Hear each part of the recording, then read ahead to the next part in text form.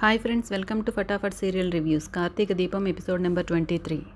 కార్తీక్ ఎక్కడికో బయటికి వెళ్ళడానికి కార్ దగ్గరికి వస్తాడనమాట. అప్పుడు కార్ దగ్గర దీప ఆల్రెడీ తను కార్తీక్ పాపకు కొన్న డ్రెస్తో నిల్చొని ఉంటుంది, వెయిట్ చేస్తూ కార్తీక్ కోసం. దీప ముఖంలో కోపము, దీప చేతిలో ఆ డ్రెస్ చూస్తూనే కార్తీక్, మీరు నన్ను ఏం అడగబోతున్నారో నాకు అర్థమైపోయింది దీప అంటాడు. ఎందుకు పాపకు దగ్గర అవుతున్నారు? ఎందుకు శౌర్య విషయంలో అంత చనువు తీసుకుంటున్నారు? శౌర్యతో స్నేహం చేయాల్సిన అవసరం మీకేంటి? జాలి చూపిస్తున్నారా అంటుంది. దాన్ని అభిమానం అనుకోవచ్చుగా అంటాడు కార్తీక్. దానికి ఏమైనా కావాలంటే కొనివ్వడానికి తల్లిగా నేనున్నాను అంటుంది. అలాగే ఫ్రెండ్గా నేను కూడా ఉన్నాననుకోవచ్చుగా అంటాడు. మీ నీడను కూడా నేను సహించలేను. మీరు కొన్న ఈ డ్రెస్ మీ మొహాన కొట్టాలనిపించింది. మేమేం పాపం చేశానని మమ్మల్ని ఇలా ఇబ్బంది పెడుతున్నారు అంటుంది కోపడుతూ దీప. అప్పుడు నేనేం చెప్పాలనుకుంటున్నానో మీకు అర్థం కావడం లేదు దీప. శౌర్య చాలా చిన్నపిల్ల, తన వయసుకి చాలా చిన్న సరదాలు, చిన్న కోరికలు ఉంటాయి, అవన్నీ తీర్చాలి కదా మనము అంటాడు.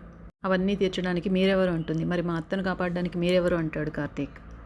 మీరు ఏమీ ఆశించకుండా మా అత్త ప్రాణాలు మీ ప్రాణాలు అడ్డు వేసి కాపాడారు. ఒకవేళ మీకేమైనా అయి ఉంటే అప్పుడు రౌడీ పరిస్థితి ఏంటి? కాబట్టి కొన్ని సహాయాలకి మనం ఏమీ ఆలోచించకుండా చేస్తాము. నేను కూడా అదే చేస్తున్నాను అంటాడు కార్తీక్. మేము ఇక్కడ నుండి వెళ్ళే వరకైనా మా నాన్న మమ్మల్ని ఉండనివ్వండి అని దీప అరుస్తుంది. అప్పుడు కార్తీక్, నేను అతన్ని చూశాను షాపింగ్ మాల్లో అంటాడు. శౌర్య కూడా చూసింది అంటాడు. మీరు శౌర్యకి ఏమైనా చెప్పారా అని అడుగుతుంది. కన్న తల్లి, మీరే శౌర్యకి తన తండ్రి గురించి చెప్పనప్పుడు నేనెవరినండి చెప్పడానికి అంటాడు. 6 ఏళ్ల కూతురికి తన తండ్రి గురించి చెప్పలేదంటే అది ఎంత పెద్ద కష్టమో నాకు అర్థమవుతుంది, కానీ ఎందుకు చెప్పలేదో మాత్రం అర్థం అవడం లేదు అంటాడు. ఏం జరిగిందో మీరైనా చెప్పండి దీప అంటాడు. ఎందుకు చెప్పాలి? తెలుసుకొని ఏం చేస్తారో అంటుంది. నాకు తోచిన సాయం చేస్తాను అంటాడు. నిజంగా చేస్తారా అని అడుగుతుంది. చెప్పండి, మీరు అడిగితే అది నాకు సాధ్యం కానిదైనా సరే నేను చేస్తాను అంటాడు. అడిగిన తర్వాత కాదనకూడదు అంటుంది. అసలు కాదనను ముందు అడగండి అంటాడు. మీరు నా కూతురికి దూరంగా ఉండాలి అంటుంది. ఇదే నేను మీ నుండి ఆశించే పెద్ద సహాయం, ఇదొక్కటి చేయండి చాలు అంటుంది. నువ్వు అడిగిన సహాయం నేను చేయలేను దీప అని మనసులో అనుకుంటాడు. నేను చేసిన దానికి ఇప్పటికే సగం చాలా బాధపడుతున్నాను, చాలా కుళ్ళిపోయి బతుకుతున్నాను. ఇంకా చిన్నదాని నవ్వులు చూసి నేను కొంచెం మర్చిపోతున్నాను. అది నువ్వు చెప్పింది నేను చేయలేను అనుకుంటాడు మనసులో. ఇక తర్వాత సీన్లో నరసింహ ఇంట్లో నరసింహ భోజనానికి కూర్చుంటాడు. మా శోభ వచ్చి ప్లేట్ పెట్టి అన్నం పెడుతుంది. కూర వేయలేదేంటి అంటాడు. ఎందుకు, అన్నిటికీ తొందర మీకు వేస్తాను ఉండండి అంటూ కారం పొడి తీసుకొని మొత్తం కారం అంతా గుమ్మరించేస్తుంది అన్నం మీద. తర్వాత సాల్ట్ డబ్బా తీసుకొని సాల్ట్ మొత్తం కారం మీద పోసేస్తుంది. ఏంటి, నీకేమైనా పిచ్చెక్కిందా అని అడుగుతాడు. అవును, షాపింగ్ మాల్లో నీ కూతురుని చూసిన తర్వాత నాకు నిజంగానే పిచ్చెక్కింది అంటాడు. దాని గురించి ఇంకోసారి మాట్లాడొద్దని చెప్పానా అంటాడు.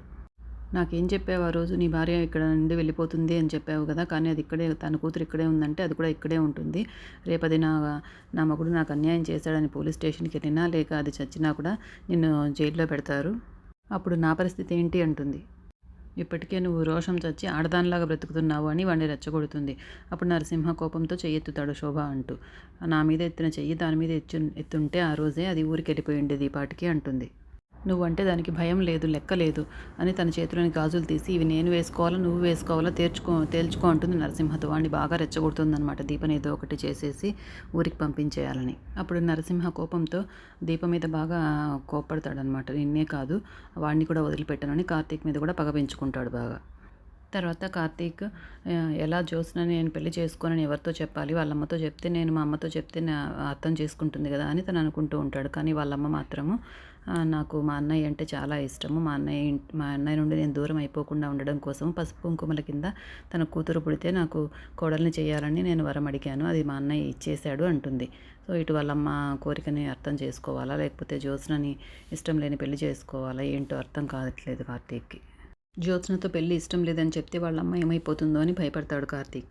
శౌర్య బెడ్ దగ్గర పడుకుని కింద మంచం కింద ఎవరికి కనిపించకుండా ఏదో డ్రాయింగ్ వేస్తూ ఉంటుంది. దీప శౌర్య ఎక్కడా కనిపించట్లేదని వెతుక్కుంటూ వచ్చి అక్కడ కనపడ్డ శౌర్యను చూసి, శౌర్య అక్కడేం చేస్తున్నావు అని అడుగుతుంది. ఆ కలర్ పెన్సిల్స్ ఎక్కడివి అంటుంది. కార్తీక్ కొనిచ్చాడు అంటుంది.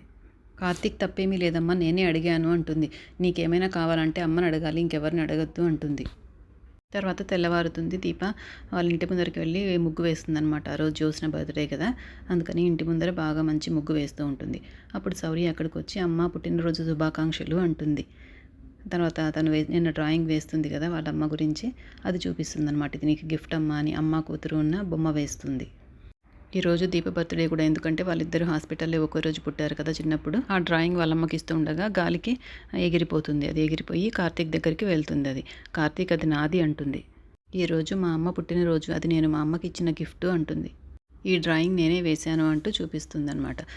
దీపని తనని ఇంకా వాళ్ళ నాన్నని ఏమి బొమ్మ వేయకుండా ఒక బిల్డింగ్‌కి పైకి చూస్తాం కదా! ఏ బిల్డింగ్‌లో ఉంటాడో వాళ్ళ నాన్నని చూస్తూ ఉంటుంది కదా! అందుకని గాలిపటం రూపంలో వాళ్ళ నాన్న బొమ్మ వేస్తుందనమాట. బాగుంది కదా! అందుకే అమ్మకిస్తాను అని తీసుకెళ్ళిపోతుంది. శౌర్య దీపకు గిఫ్ట్ ఇచ్చి, "అమ్మ ఈ పుట్టినరోజుకి నీకు శుభాకాంక్షలు చెప్పడానికి నాన్నొస్తాడా?" అని అడుగుతుంది. అప్పుడు దీప శౌర్యని మరిపిస్తూ, "ఈరోజు జ్యోత్స్న బర్త్‌డే కదా! ముగ్గు అందంగా ఉండాలంటే నేను ముగ్గు బాగా పెద్దగా వేస్తాను. నువ్వు ఆ ముగ్గులకి పువ్వులు తీసుకురా పో" అంటుంది. "అమ్మో! నేను పువ్వులు కోయనమ్మా, గొడవలైపోతాయి" అంటుంది. "వీళ్ళ ఇంటి ముందు ఉన్న ముగ్గుకి వీళ్ళ పువ్వులు కోసి వేస్తే ఏం కాదు. నువ్వు వెళ్లి తీసుకురా" అంటుంది. అప్పుడు హ్యాపీగా శౌర్య వెళ్తుంది పువ్వులు కోసుకురావడానికి. శౌర్య పువ్వుల దగ్గరికెళ్ళి, "ఈ పువ్వులు మిమ్మల్ని నేను కోస్తున్నాను, మీరేం గొడవ పెట్టొద్దు" అని పువ్వులతో చెప్పి కోయడం మొదలుపెడుతుంది. అప్పుడు బంటి అక్కడికొచ్చి, "ఏయ్ ఆగు" అంటాడు. "పువ్వులెందుకు కోస్తున్నావంటే ముగ్గులోకి" అంటుంది. "మా అమ్మ కొయ్యమంది పూలు" అంటుంది. "మీ అమ్మని కూడా నేను కొయ్యనివ్వను" అంటాడు. అప్పుడు "అమ్మ చూడు, వీళ్ళెవరో పువ్వులు కొయ్యనివ్వరంట, నిన్ను కూడా కొయ్యనివ్వరంట" అని. అంతలో అక్కడికి పారిజాతం వస్తుంది. అప్పుడు దీప ఒకవేళ అక్కడికొచ్చి బంటిని చూస్తే ప్రాబ్లమ్ అయిపోతుంది కదా! కాబట్టి పువ్వులు కోసుకొనిస్తుందేమో. ఇది మనకు తెలీదు. రేపు ఎపిసోడ్‌లో చూడాలి మనం.